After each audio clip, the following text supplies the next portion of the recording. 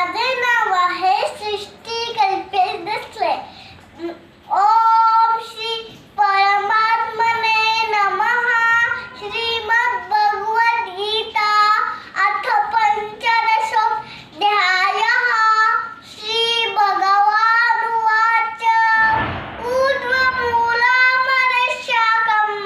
ऐश्वर्यं प्राहुरव्ययम् छन्दांसि यस्य पर्णानि यस्तं वेद स वेदविदम्. अधश्चोदं प्रसुता तस्य शाखा गुणप्रवृत्ता विषयप्रवाला. अधश्चमूलं